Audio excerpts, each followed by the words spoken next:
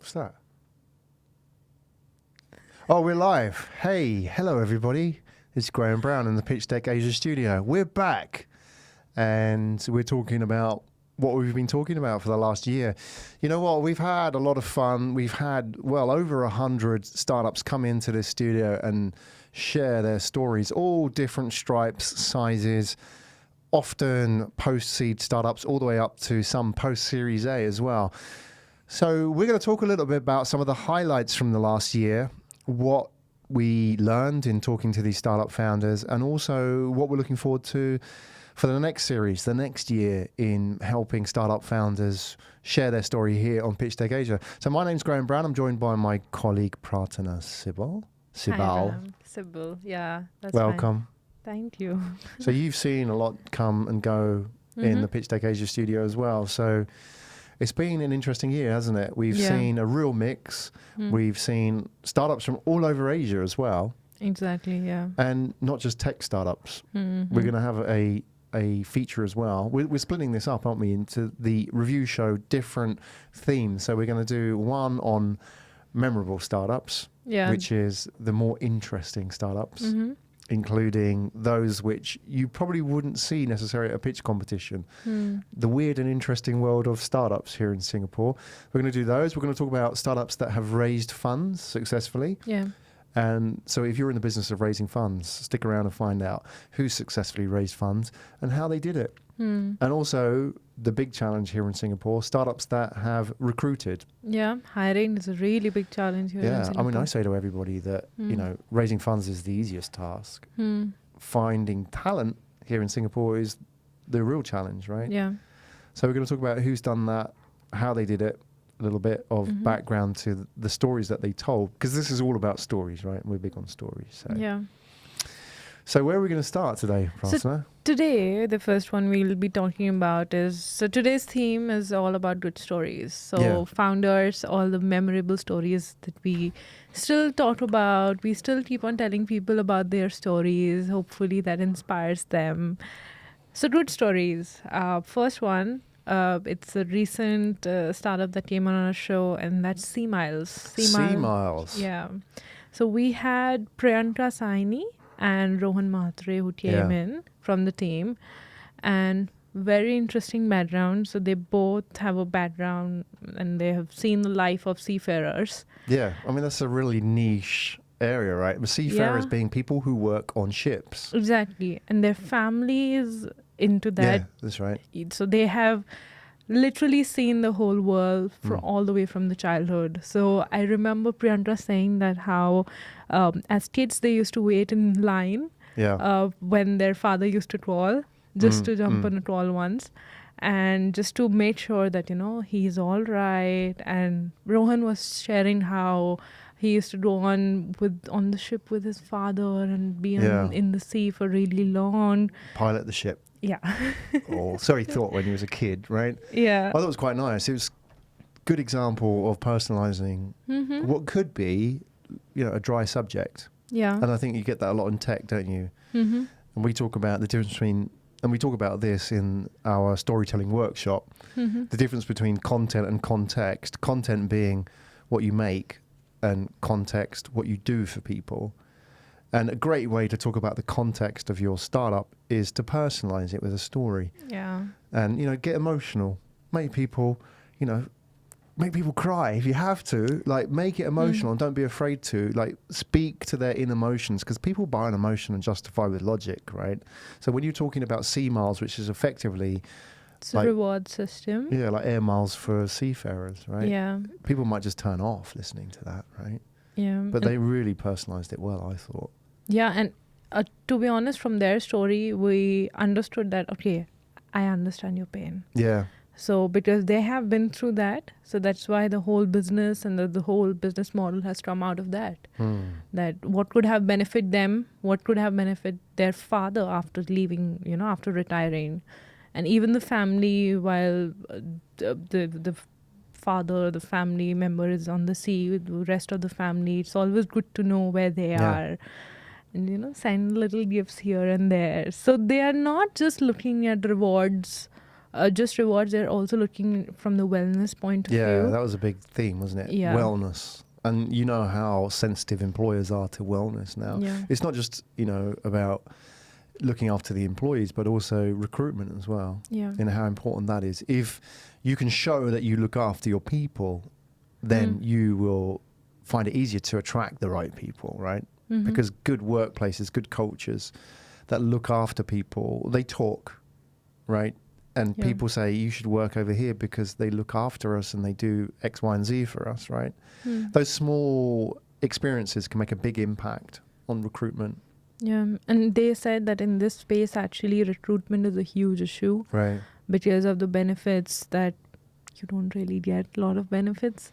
So how that's why with their rewards coming into place, how they can still incentivize people in different ways, not necessarily always monetary, but other ways.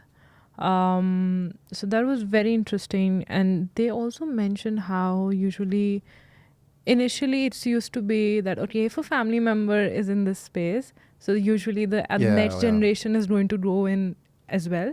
Yeah. But now with so many options out there, they actually start questioning that why should I go be on the ship as compared to maybe I can grow and work in TPS, Yeah. for example. Yeah. Well, that is the same for every employer now, right? Yeah. Where you've got, this sort of traditional, or a tradition, I should say, of father and son. In many cases, it usually is father and son. And they would then go into a career for life. Mm-hmm. But for this generation coming through now, I mean, we know careers for life don't exist anymore, but especially these more traditional industries. Once that goes, your main source of acquiring talent disappears. And then it sort of resorts to, and what became apparent from, if you watch the podcast with Seamiles, is that it's, the default in the industry is this agency model where they just hire people into ships, and there's no sense of allegiance, there's no sense of family, and there's no sense of connection to the ship or the people around them, and that all disappears. And therefore, you have those issues of wellness, but also importantly, the retention of those people and the acquisition of new talent becomes a real challenge. So I thought they did a really good job of storytelling. Yeah. Because they laid it out and said, look, this is the nuts and bolts of what it is, but here's the personal story. Here's my personal pain point, what we've experienced, and we get it. So I think, if you want an example of how to do it with something it's a hard topic to sell, Yeah. and very niche, then, I think they did a good job of it. Yeah. So do we want to jump into the pitch deck as well? No, that's fine. Let's do the next one. I think we've skipped through it, haven't we? We've jumped through it. Done a good job. Okay, Yeah. great.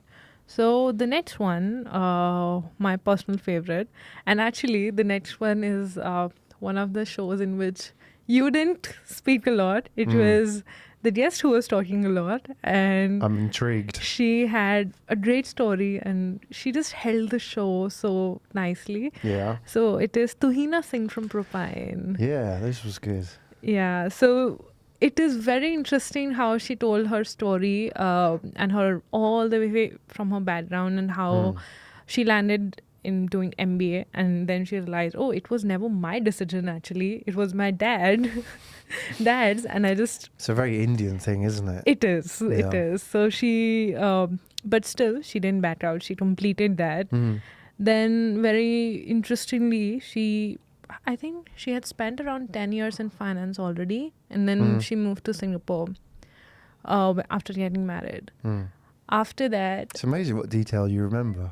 Yes, I really liked her story because I connected with... I mean, isn't that important, Yeah. right? It's like she's giving away this information. Yeah. And when, again, like when we do these workshops with people in storytelling, people think that you've just got to stick to the script of the product or the service, yet Tuhina did a great job of giving all her backstory and the fact that she's married and the fact that she moved to Singapore. And people might think, oh, they don't want to hear about that. That's too personal. But we do, right? We want to hear about that, not because it's interesting, but it has a real value for anybody who's pitching. Because at the end of the day, and it's one thing you want to take away from this review show, is that people buy people. We know that. But if you're an early stage investor, you're going to invest in the person first and the product second. So if I can connect with that person and trust them and feel that their journey is relevant to me, like Tahina's, I get that. I get the why behind it now I'm in, right? Yeah. That is so important. You know, okay, great product. That comes second. Let's talk about that after. But first, do I believe in you? And all the detail that you shared now is a good example that you've remembered all this stuff, right? Yeah. And that has obviously connected with you. This is also a very great point for somebody who wants to work for Tahina. Oh, yeah. Because if the story resonates even a bit, then that means even the vision is going to resonate, Yeah, right? and how important that is, right? Yeah. I mean, if you're a talent looking for, a home or a project where you can get the 100x, you're gonna buy into the founders, right? That's the key here. You look at the founders and say, "Yeah, I get the vision. I get where you're coming from. Again, I'm on board." It's the same with investors, right? Yeah. So back to her story. Yeah, let's do it. So when she came to Singapore, she had an offer in hand, and then she got pregnant. And interestingly, suddenly, it was a Thursday and they were discussing, okay, fine, start on Monday. And she gets a mail that the offer is resigned. Like, they are not hiring anymore for that position after she had revealed that she's pregnant. Right, wow. Yeah. So that's what happened. So they never gave a reason, obviously. Just went quiet. Yeah, because they can't give a reason. Yeah. But that was, I think, a turning point in her life when she decided that she's not going to work for a bank or any financial institution or just work otherwise. Then what she has always been a coder, so she self-learned blockchain, crypto, and she understood the problem that she was facing even while she was working in finance before. And then, that's how the startup came through that. Yeah, I like the fact that the story has that sort of epiphany moment, or that, in some cases, it's pain, it's real, frustration. Like, again, we go back to Seamiles, how that was born out of wellness, or, like loneliness in some cases for people who work in these large ships. But now going to this story, it's like somebody felt frustrated by, how they were treated, and that sort of was the energy to project her to do something better, to turn that into a positive. Yeah, exactly. And I think her story was also, and I felt that she's very driven also, that she never gave up, and she had self-learned everything about blockchain and crypto, even though it was just the starting of the blockchain when it was school. So she learned it, and then she realized how it can be incorporated in finance. And she didn't really learned the technology herself. She built a team around it. So she managed the whole team. She drew a whole team with the expertise that can complement her. So team was really key to Propine, I think. Yeah. We haven't even said what they do. That's funny, isn't it? I know it's digital asset management or custody. Yeah, custody, yeah. But how that has sort of come second in our conversation, right? But that's so important for the storytelling. Yeah. That first 5 minutes that you have with somebody. Yeah, okay, we're going to get to talk about blockchain and digital assets. But if you don't get the first part out first, then all that second part doesn't matter. Yeah. Very interesting. So you like that one? That was your personal pick? Yeah, that was my favorite. Yeah. Then we have another one. We have Asia Law Network. I think this is your personally favorite one, right? Yeah, I'm a fan. Yeah, so you are a fan of Sherilyn Tan. I am, yeah, very much so. So Graham, do you want to tell the story? So Asia Law Network, I know through a mutual friend who invested in Asia Law Network, name of Stephen Liu, a good friend of mine. And obviously he's a lawyer. There he is, the third one in the deck there. So Stephen is a lawyer who's sort of, operating at the top level in legal counsel. He gets it. He gets the problem that Asia Law Network are trying to fix. They're trying to solve. And interestingly, correct me if I'm wrong, Sherilyn, but I don't think Sherilyn was a lawyer or had any kind of didn't. Yeah. Articles in that sense. You may have studied it, but I didn't think she qualified in that sense, which makes it even more interesting because she's an outsider in that sense, trying to fix an internal problem.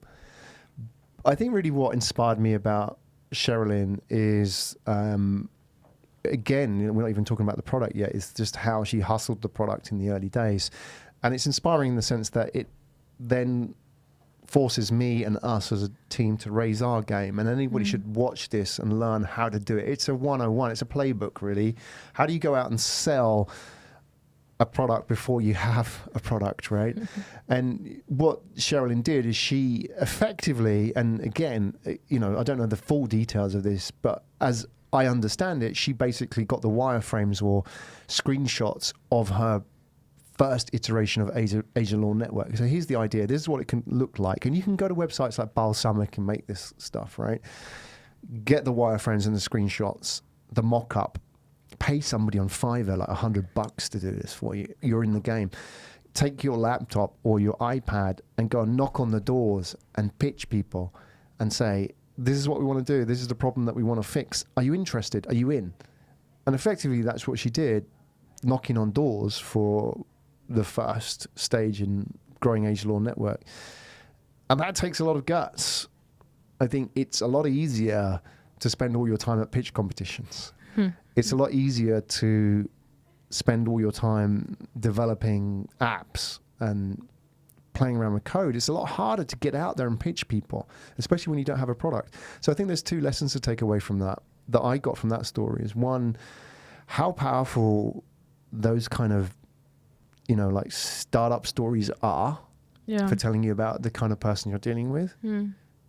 Because, you know, like maybe you can just do that presentation about Asia Law Network.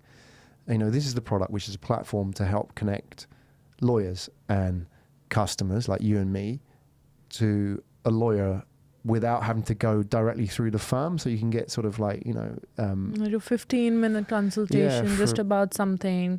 I think you have also used it. I've done it, yeah. I've used it, yeah. So, and it's great. I mean, you're paying, I don't know, $50 or $60. But I don't think it's so much the money, but it's the fact if I go to a law firm, I have to sit with them and they have to listen to me and they do a fact find. You don't need all that. You just say, look, this is the problem, solve it. It's like the Fiverr model, right? Like, I need somebody to make this. Do you do that?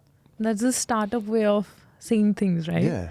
That if you have a problem, you just need a solution then and there, and it's done. You don't need to build all this kind of like overhead around it, right? Which is a law firm. And lawyers like it. So you could just present Asia Law Network as that, but, you know, Sherilyn's pitch started with the whole story. And I think if you deal with early stage investors, they're very much interested in the journey. Where have you come from, you know, like A to B? What's changed? And, you know, what have you learned in that process? And to hustle, how valuable that is, because it means that you can find your way. You can walk through walls, do all that. And Ram, I think I've recently seen a lot of pitch decks, and there are a couple of pitch decks in which they mention about the media features and stuff like that. Rather than that, if they actually make like a hustle deck, as you said, like a hustle slide. That's Rena's idea, a hustle deck. So if that actually how many people you have knocked the doors at and gone and met and talked, rather than going to media, just go and speak to your customers first, right? That's what investors want to see, that do you really understand the problem of your customer? Absolutely. Yeah, let's not forget, at the end of the day, we as startups, we are a startup, you are a startup, or you're investing in startups. We're in the business to make money, not raise money. At the end of the day, that's what it's about, you know, and it's all about sales. If you can't sell, then you shouldn't be in business, right? Businesses live or die by sales. They either, you know, the sales is less than the costs or the cost is higher than the sales. That's why they go out of business, right? At the end of the day, it's all about selling. And if you can't do that, then find somebody who can sell for you. Going out and hustling is really the number one skill of an entrepreneur. So seeing that in a founder, I think is fantastic. And we need more of it. Yeah. So hopefully Sherilyn's story is an inspiration that this is kind of what you need to do. As a bonus, we didn't discuss this like off air, but as a bonus, let's talk about maybe Tony Fernandez. Tony Fernandez. Yeah, how Is he raising money? he's not raising money, but how in his initial days he used to just wear his red cap, Yeah. AirAsia red cap, and walk around, and that was the branding, and that was how people started knowing him. So But he's a hustler as well. He's a real hustler. But he was like, I mean, we were talking about when he met Richard Branson. Yeah. And, Richard Branson's a hustler as well. I mean, Richard Branson's a chancer in the sense that if he spots an opportunity, he'll ask cheekily. And I think Tony very much takes after that and is inspired by that. It's amazing how those kind of people inspire each other. And then Tony inspires us or other people, right?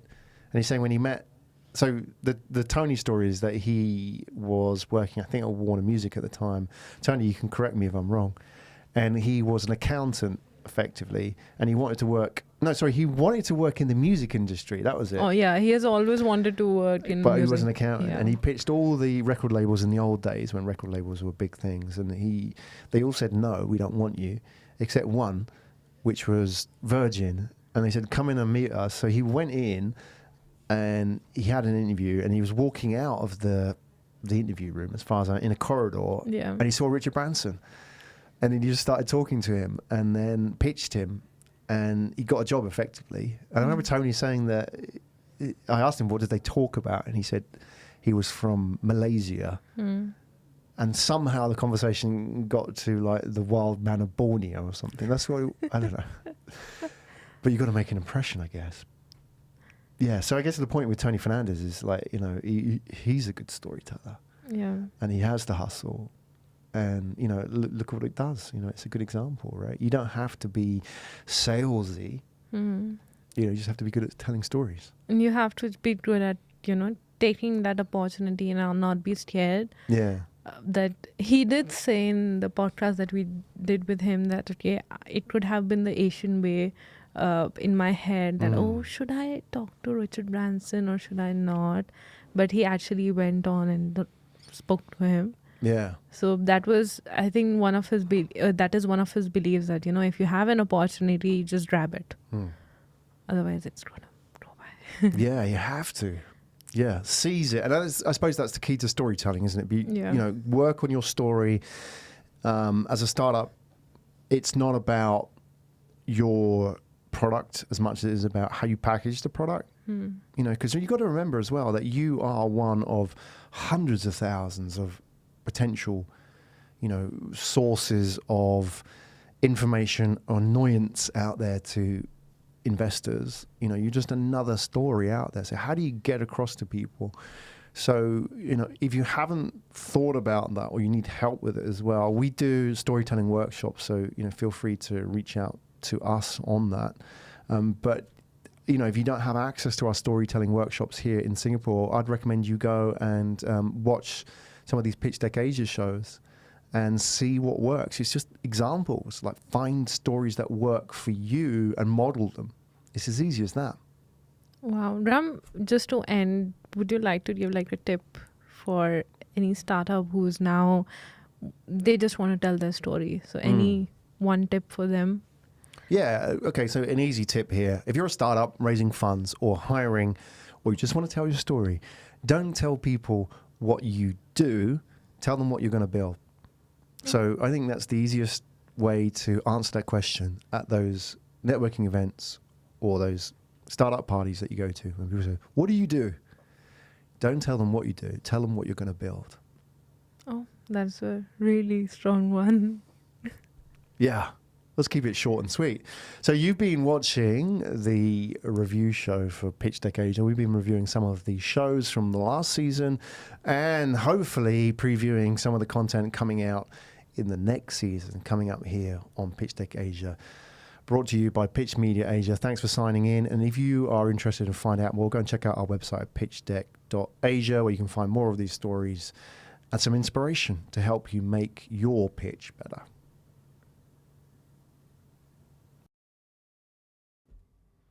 Hi, Graham Brown from Pitchdeck Asia. Pitchdeck Asia, powered by Pitch Media Asia. Pitchdeck Asia is all about giving startup founders a voice. We are a show to help startup founders share their journey. So if you enjoy these stories, then why not subscribe to our YouTube channel? There's the subscribe button over there. Hit that subscribe button. Follow us on the journey. Leave a comment. I look forward to seeing you at the next episode.